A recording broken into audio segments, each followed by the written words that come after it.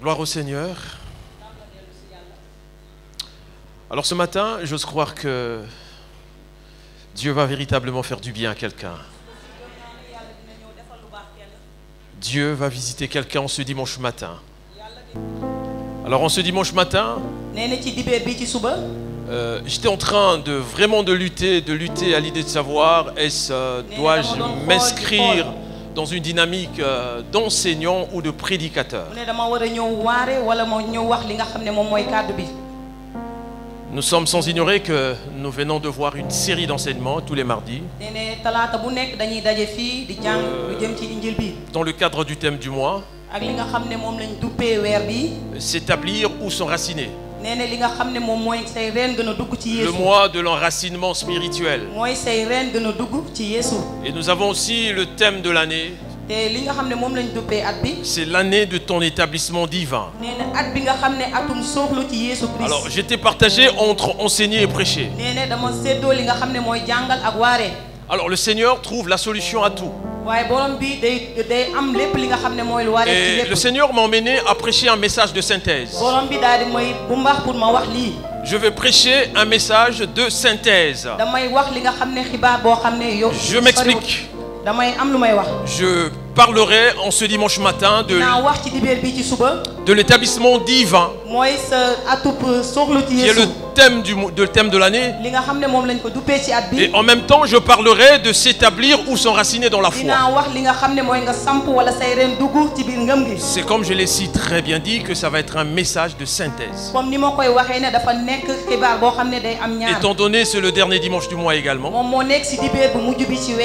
Alors très rapidement, nous allons lire dans la parole du Seigneur une certaine portion des Écritures. Nous lirons d'abord dans 1 Samuel, le chapitre 16, à partir du 11e verset jusqu'au verset 13. Je lis la parole du Seigneur.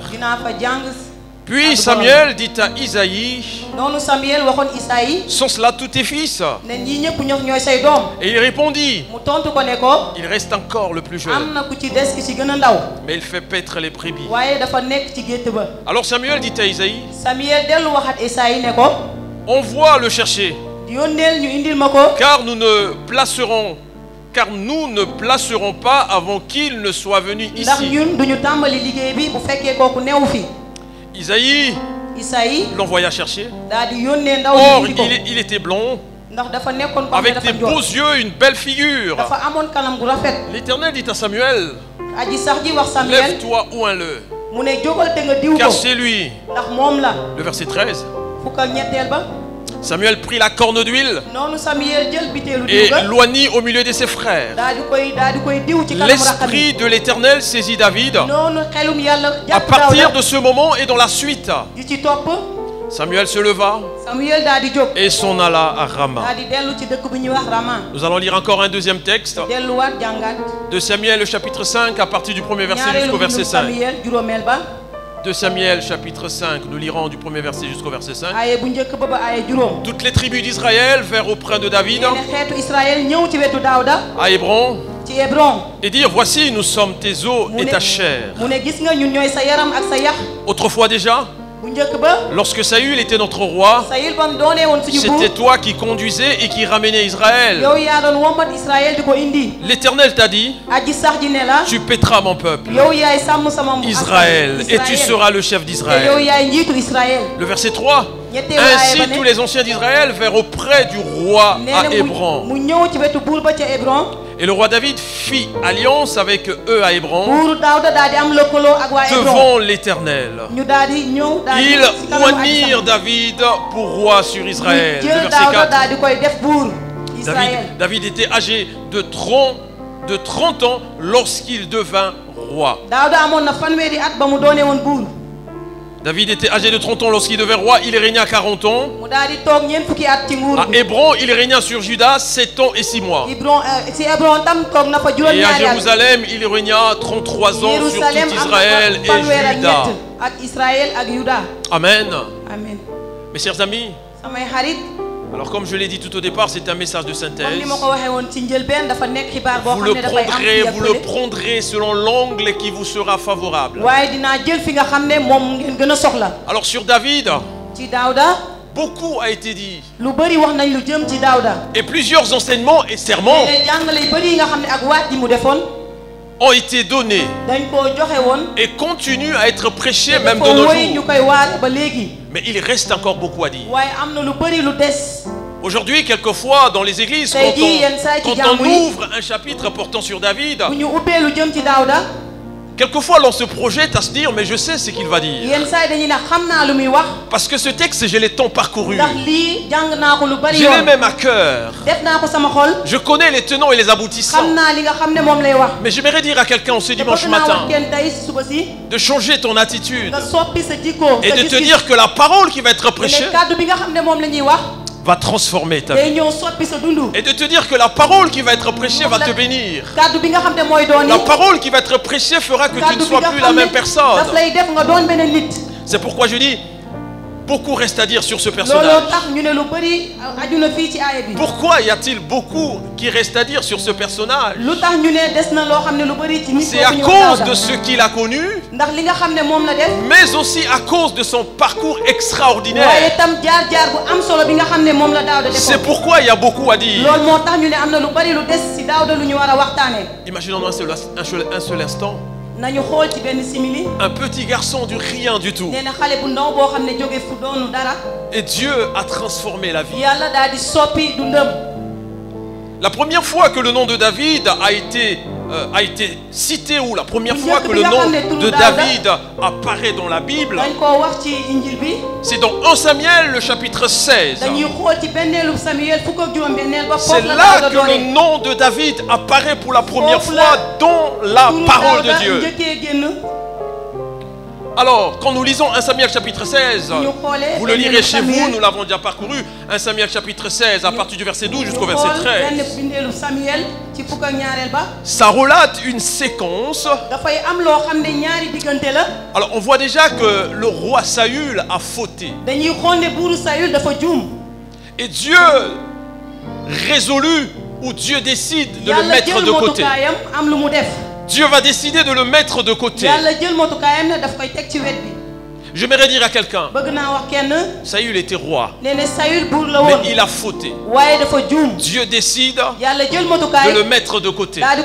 C'est pourquoi j'aimerais dire à quelqu'un que devant Dieu, et surtout dans l'œuvre de Dieu, personne n'est indispensable.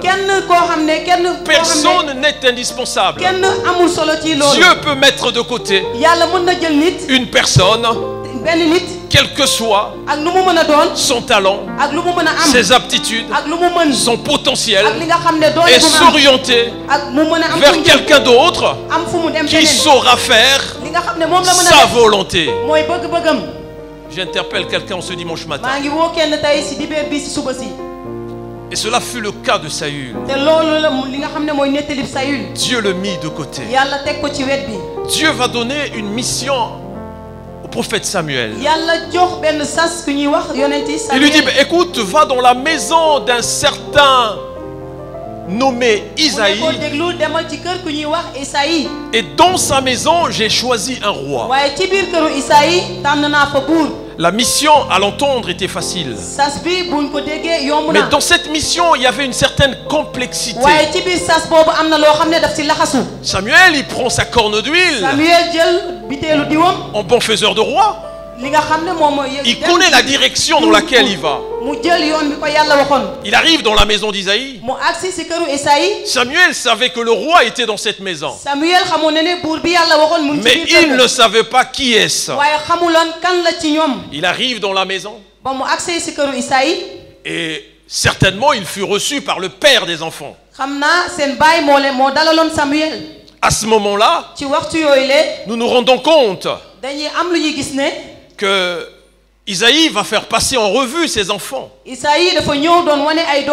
Il va commencer par Eliab. La mission de Samuel était difficile, mes amis. Il savait que le roi était là, mais il ne savait pas qui est-ce. Isaïe fait passer en revue Eliab. La preuve, Samuel veut se tromper.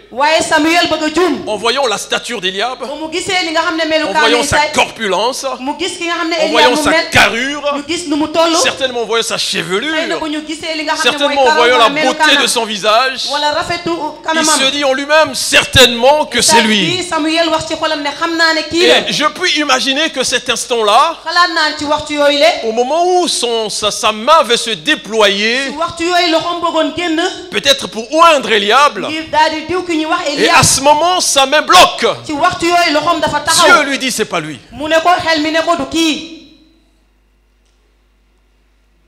Ça montre à quel point c'était difficile pour lui. Et on fit passer le deuxième. Abinadab se présente. Le scénario est à peu près, c'est le même scénario. Il se dit en lui, peut-être c'est lui.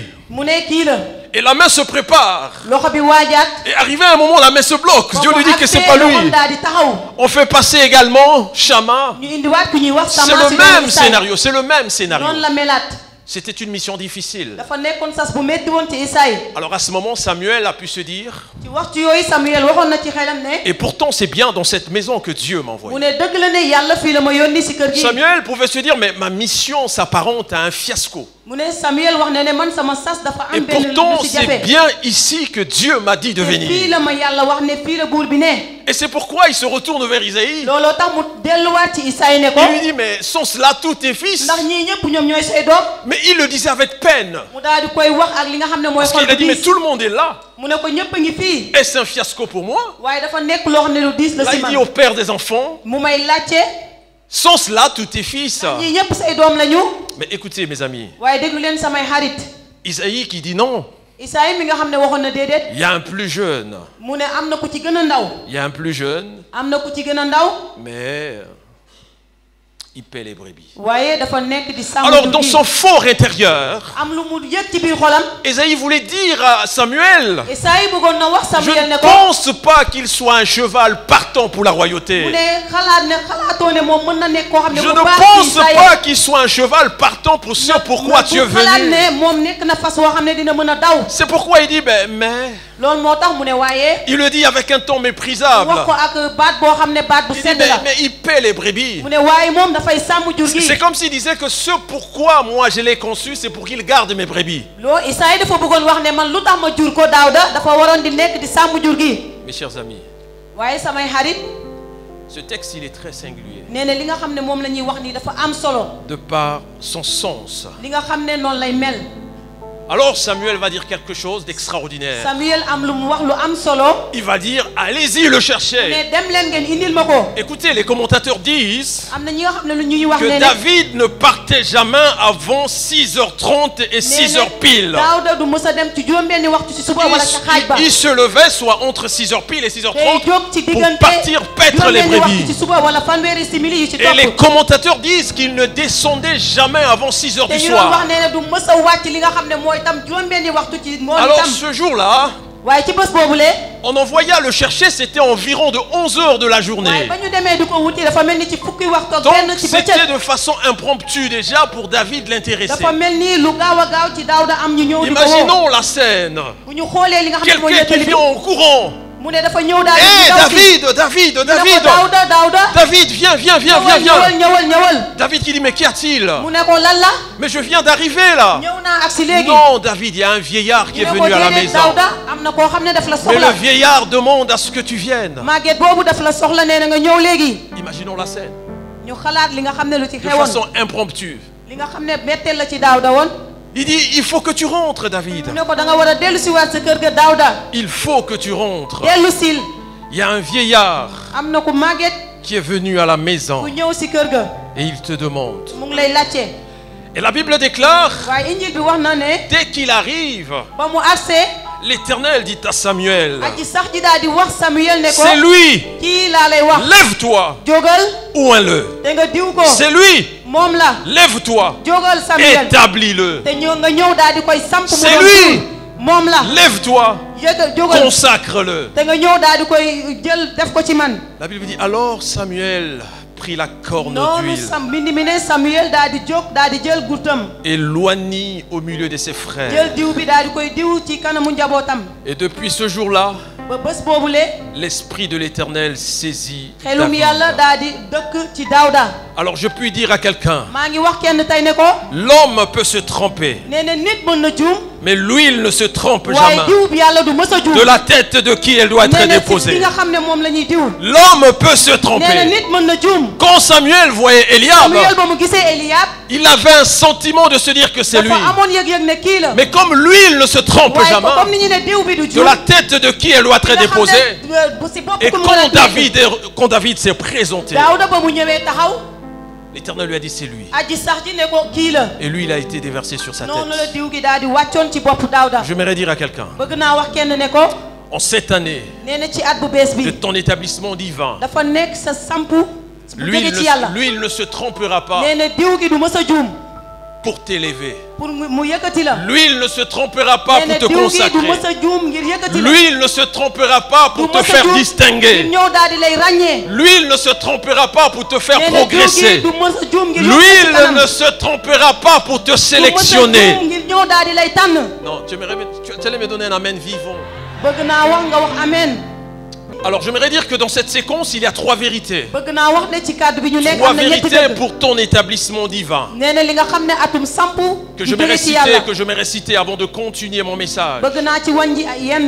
Alors laissez-moi vous dire que Dieu voyait le roi qui sommeillait en ce petit enfant. Au moment où les autres voyaient le petit berger qui était là juste pour garder les brebis, mais Dieu voyait le roi qui sommeillait en ce petit enfant. Dieu voyait la royauté qui était cachée, en un enfant qui n'en a aucune idée. David n'en avait aucune idée. Mais Dieu voyait la royauté qui était cachée en lui. Dieu voyait l'élévation qui était cachée en lui. Écoutez mes amis, cette parole s'adresse à toi. Cette parole s'adresse à toi. La première vérité que j'aimerais dégager, Dieu est le seul capable de voir en nous ce que ni nous-mêmes ni les autres ne peuvent voir en nous. Dieu est le seul capable de voir en toi ce que ni toi-même ni ton prochain ne peut voir en toi. Dieu est le seul capable. C'est pourquoi Dieu voyait la royauté qui était cachée en lui. En ce dimanche matin, je puis dire à quelqu'un que Dieu voit le grand projet qui est en toi. En ce dimanche matin, je puis dire à quelqu'un que ta vie va prendre une trajectoire qui va attester que Dieu fait des miracles. Ça, c'est la première vérité. Dieu a vu le roi qui sommeillait en lui. Dieu a vu la royauté qui est en lui. J'aimerais dire à quelqu'un que ce que Dieu voit en toi est plus grand que ton aujourd'hui. Laisse-moi te dire que ce que Dieu voit en toi là est plus grand que ton aujourd'hui. Ce que Dieu voit en toi est plus grand que ton présent. Tel que tu es assis ici là, la posture que tu reflètes ne détermine pas ce que Dieu a résolu pour toi. Ce que Dieu voit est plus grand que ton présent. Alors ce que Dieu voyait en David était plus grand que son présent. D'être le gardien des brebis. La deuxième vérité que je puis dire avec cette séquence que nous venons de lire, Dieu n'a pas peur d'assumer son choix. Le verset 13 dit ceci: Samuel prit la corne d'huile et l'oignit au milieu de ses frères. Ça veut dire que Dieu assume son choix sur David. Il l'oignit au milieu de ceux qui pensaient être plus aptes que lui. Laissez-moi vous dire, cette scène est une scène, vraiment je dirais, certains sont restés estomaqués. Parce que à voir les frères de David, David était loin d'être le roi. Et Dieu, comme il assume ses choix, Dieu ne va pas l'oindre dans le secret. Mais Dieu va oindre David au milieu de ses frères. Il va oindre David au milieu de ceux qui prétendent le connaître. Il le oint au milieu de ceux qui pensaient être plus aptes que lui. Il le oint au milieu de ceux qui pensaient être plus qualifiés que lui. Dieu assume son choix. Il le oint au milieu de ceux qui pensaient faire partie du chapitre royal plus que lui. Il le oint au milieu des personnes qui ont des ambitions. Ça c'est fort, hein? Ça c'est fort. C'est fort. Dieu oint quelqu'un au milieu des gens qui ont des ambitions. Dieu oint quelqu'un au milieu des gens qui ont des visions aussi de la vie. Au milieu de ceux qui l'ont toujours relégué au dernier rang. Pour son père, le père le voyait toujours au dernier rang. Mais Dieu le oint au milieu des personnes qui l'ont toujours relégué au dernier rang. L'établissement divin. L'établissement divin. Écoutez, en Israël, quand le prophète, il venait pour oindre le roi, ça ne s'arrêtait pas là. Après, il disait: Israël, voici ton roi. Alors ce jour-là, je m'imagine la scène dans la maison d'Isaïe, où quand Samuel l'a oint, assurément il a dit: Israël, voici votre roi. Waouh! Alors là, c'était chaud. C'était chaud. Là, c'était chaud. Je n'ai jamais vu ce texte dans cet angle, mais quand le Seigneur commençait à ouvrir mes yeux, j'ai dit: Seigneur, vraiment c'était chaud. C'est pourquoi j'aimerais dire à quelqu'un, pour ton établissement divin, Dieu assume son choix. Dieu assume ton choix pour ton établissement divin. Dieu va te oindre au milieu des personnes qui pensent être plus aptes que toi. Dieu va te oindre au milieu des personnes qui pensent être plus qualifiées que toi.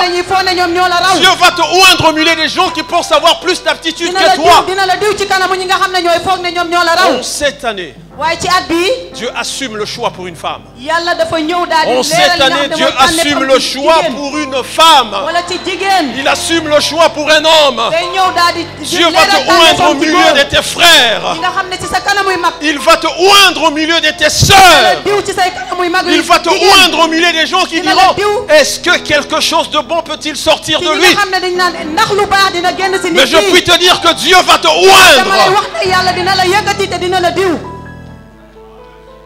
Dieu va te oindre. Et quand Dieu va te oindre, il parlera par la bouche d'un prophète. Il parlera par la bouche d'un prophète pour confirmer ton établissement. Et ce matin, je suis ton prophète pour te dire que Dieu va te oindre. Je suis ton prophète ce matin. Je suis ton prophète ce matin. Dieu va te oindre. Il va te oindre au milieu de ta famille. Il va te oindre au milieu de ta génération.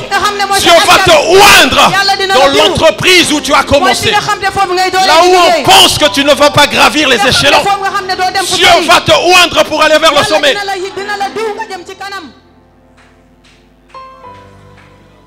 Dieu va te oindre. Dieu assume son choix. Pour cette année, Dieu assume son choix pour quelqu'un. Il assume son choix pour quelqu'un. En cette année, Dieu assume son choix. Écoutez mes amis, la troisième vérité que le Seigneur m'a amené à comprendre sur ce texte, c'est que derrière un établissement divin, il y a un équipement divin. Derrière un établissement divin, il y a un équipement divin. C'est pourquoi la Bible déclare le verset 13. Quand Samuel a oint David, il s'est passé quelque chose de formidable. Il s'est passé quelque chose de formidable. Parce qu'une personne devait quitter et une autre devrait remplacer. Une personne devait sauter. Une personne devait être introduite. Quelque chose de formidable va se passer. La Bible déclare. La Bible déclare. La Bible déclare. À partir de cet instant, l'Esprit de l'Éternel se saisit de David jusqu'à ce jour. Et de l'autre côté, Saül a commencé à être tourmenté par un mauvais esprit. Oh yes, quand Dieu veut introduire quelqu'un, quelque part quelqu'un sera tourmenté. Quand Dieu veut introduire quelqu'un, quelque part quelqu'un sera incompétent. Quand Dieu veut introduire quelqu'un, quelque part quelqu'un va montrer ses insuffisances pour t'introduire dans cette dimension. C'est pourquoi je dis à quelqu'un, ne dis pas, je ne connais pas beaucoup de choses. David pouvait le dire. Je ne sais pas grand-chose de la royauté. Mais en tout cas, Samuel, ce que tu dis là, non, c'est vraiment compliqué pour moi. Même si tu ne sais pas grand-chose, mais quand Dieu te oint, la Bible déclare que l'onction vous rend capable. L'onction te rendra capable d'assumer ce que les hommes te donneront comme responsabilité. Laisse-moi te dire. Laisse-moi te dire. Je t'ai dit ce matin, je suis ton prophète. Laisse-moi te dire. Avant d'être le choix des hommes, tu es d'abord le choix de Dieu. Tu es d'abord le choix de Dieu. Avant que les hommes ne qualifient ta candidature, ne la sélectionnent, Dieu t'a déjà sélectionné. Quand tu seras responsabilisé, tu sauras assumer la responsabilité. Reçois cette onction ce matin.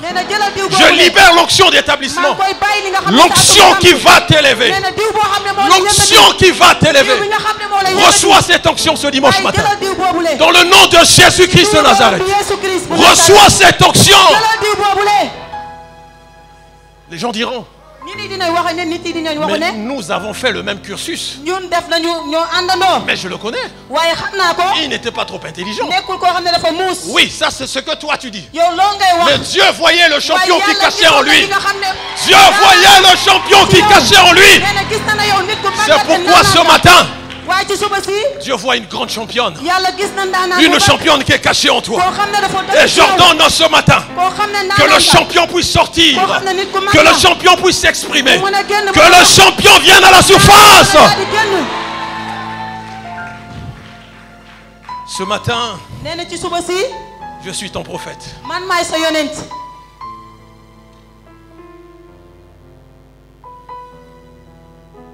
Écoutez mes amis. L'équipement divin. David reçut cet équipement. En recevant l'équipement, Dieu va bouleverser un certain nombre de choses.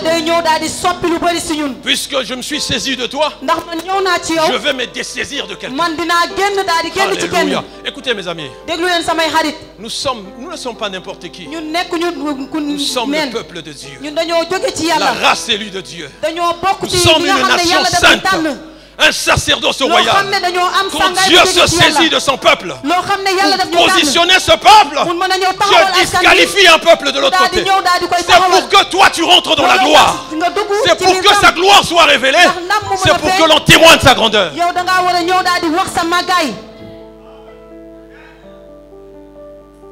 Dieu introduit David. Il se dessaisit de Saül. Et David devient la solution de Saül. Oh, laisse-moi te dire, quand Dieu va te oindre, tu seras la solution des problèmes de ta génération. Tu seras la solution des problèmes de ta génération. Et, my God, quelqu'un ne comprend pas ce que je dis. Dieu se dessaisit de Saül. Il s'est saisi de David. Saül ne pouvait plus prendre une décision lucide si David ne joue pas la harpe. Autrement dit, David tenait la destinée d'une nation qui évitait le roi de prendre des décisions folles. David pouvait dire, si le roi doit prendre une bonne décision, ça dépendra de moi. Écoutez, Dieu fera. Dieu fera que tu sois la réponse à la question qui a toujours s'est posée une personne. Dieu permet que tu sois la réponse. Il permettra.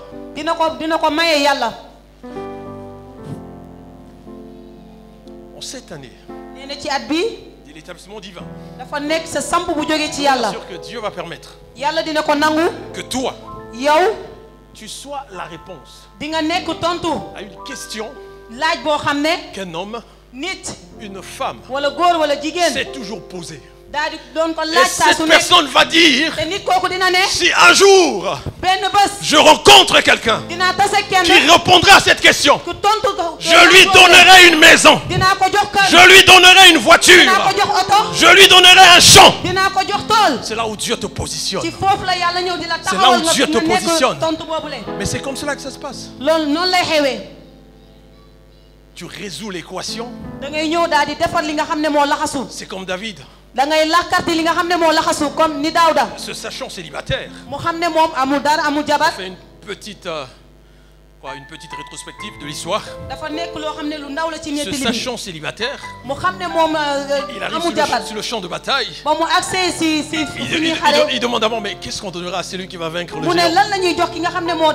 Qu'est-ce qu'on donnera à celui qui va vaincre le géant? Mais en dehors de la femme, le roi dit que la maison de son père sera affranchie. En dehors de la femme, le roi dit que la maison de son père sera affranchie. Donc la maison de son père ne sera plus considérée comme les esclaves de Saül. Quand Dieu trace la royauté d'un homme, tout converge pour vous emmener vers le sommet. Alléluia. J'aimerais dire à quelqu'un, l'univers tout entier conspire d'une conspiration positive pour permettre à tous les éléments de la nature de s'aligner devant toi pour t'emmener vers le sommet. Je vous assure. Mais tout ça, ça conduisait David vers le sommet. La maison de son père sera affranchie. Donc s'il y avait des taxes ou l'impôt qui doit être prélevé des familles, la maison de son père ne paiera plus ses impôts. Vous comprenez? Il dit que Dieu, il dit que je les affranchis. Établissement divin. L'établissement divin. Mais on va se rendre compte, après cette séquence, David va connaître aussi un moment de formation. David va connaître ce qu'on appelle 13 ans de formation. Pendant ces 13 ans de formation, il y a ce que les Anglais appellent les inputs et les outputs. C'est-à-dire que Dieu plaçant les choses en lui, mais en enlevant d'autres choses. Dieu plaçant les choses en lui, en enlevant d'autres choses. C'est-à-dire que Dieu ne travaille jamais par nous sans avoir travaillé en nous. Dieu ne travaille jamais par nous sans avoir travaillé en nous. C'est pourquoi je vous prépare en ce dimanche matin. Dieu va vous élever puissamment. Mais pour vivre cette élévation, Dieu va travailler en nous. Il y a des choses qu'il va commencer à placer en vous, mais il y a des choses que Dieu va enlever. Et David est passé sur cette phase. Il est passé sur cette phase. C'est pourquoi nous pouvons lire dans Psaume chapitre 9, le verset 20. Le Psaume chapitre 89, le verset 20. On résume ce que je lis. Le verset 20 dit ceci. Alors tu parleras dans une vision à ton bien-aimé. Et tu dis, j'ai prêté secours à un héros. J'ai élevé du milieu du peuple un jeune homme. Le terme élevé en hébreu veut dire éduquer. Alors, Dieu voulait dire qu'il l'a éduqué. Il a éduqué. David a appris à s'enraciner en lui. J'aimerais dire à quelqu'un que le destin de plusieurs est rattaché à toi. Le destin de plusieurs est rattaché à toi. Il faudrait que tu le comprennes en ce dimanche matin. Que le destin de plusieurs est rattaché à toi. Et David va apprendre à s'enraciner en Dieu. Il va apprendre à s'enraciner en Dieu. Si David était ici ce matin, il nous apprendrait 4 choses. Il nous apprendrait 4 choses. La première des choses, David nous dira assurément que le Dieu qui promet est le Dieu qui accomplit. Le Dieu qui promet, c'est ce que je peux appeler les leçons de David. Si David était sur cette estrade en ce dimanche matin, si David était là parmi nous, il nous dira que le Dieu qui promet est le Dieu qui accomplit. David a chanté 73 psaumes. Au moins dans les 45, il chante la fidélité de Dieu. Parce qu'il a vu la fidélité de Dieu. Le Dieu qui promet est le Dieu qui accomplit. Le Dieu qui a promis ton élévation, il accomplira cette élévation. David nous donnera cette leçon. Dieu fait des promesses, il les réalise. La deuxième leçon, le deuxième conseil, si David était ici, qu'il se serait permis à nous dire, à nous donner, c'est dire que entre la promesse et la réalisation, il a vécu des choses inimaginables. Les unes étaient bonnes, merveilleuses, désirables, inexplicables. Les autres comme traduisant un sentiment d'abandon, le stress et le doute. Il nous le dira. Il a vécu des choses inexplicables, les choses inimaginables. Mais j'aime ce que Dieu nous dit dans Jérémie chapitre 3 le verset 2. Jérémie 33 le chapitre, Jérémie chapitre 3 le verset 2. J'aime ce que dit Dieu dans ce livre. Écoutez, Dieu se présente sous 3 formes. Dans ce verset, Dieu va se présenter sous 3 formes. Ainsi parle l'Éternel, qui fait ces choses, qui les conçoit et qui les exécute. C'est Dieu qui fait les choses, c'est lui qui les conçoit, c'est lui qui les exécute. De quoi as-tu peur maintenant? J'aimerais dire à quelqu'un de quoi tu peur. La Bible déclare que c'est lui qui conçoit les choses. C'est lui qui conçoit les choses. De quoi as-tu peur? Qui conçoit les choses avant de les concevoir, qui les fait, qui les conçoit et qui les exécute. Oh, j'aime ce que le français courant dit. Le français courant dit ceci: qui fait l'événement, qui le prépare d'abord et le met en place. Dieu fait l'événement, il le prépare d'abord et il le met en place. Ça veut dire que c'est lui qui acte l'événement, c'est lui qui agit, et c'est lui qui travaille, c'est lui qui démarche, et c'est lui qui initie. Accroche-toi à ces paroles. Pour ce qui est de l'accomplissement divin dans ta vie, j'aimerais dire à quelqu'un que Dieu est en train de faire l'événement qui va étonner ceux qui te connaissent. Dieu est en train de faire l'événement qui va étonner ceux qui te connaissent. Dieu est en train de faire l'événement. Il est en train d'initier un événement. Il est en train d'opérer pour un événement. Il est en train de démarcher pour un événement. Mais tout ceci en ta faveur. Il fait l'événement de ta vie. Je vais dire à quelqu'un, Dieu va faire l'événement de tes études. Dieu va faire l'événement de ton mariage. Dieu va faire l'événement qui fera qu'on puisse t'employer. Dieu va faire l'événement qui te sortira du chômage. Dieu va faire l'événement qui fera que tu t'asseyes parmi les grands. Mais il l'a fait pour David. Non, regardez quelqu'un qui dort, berger, qui se réveille roi.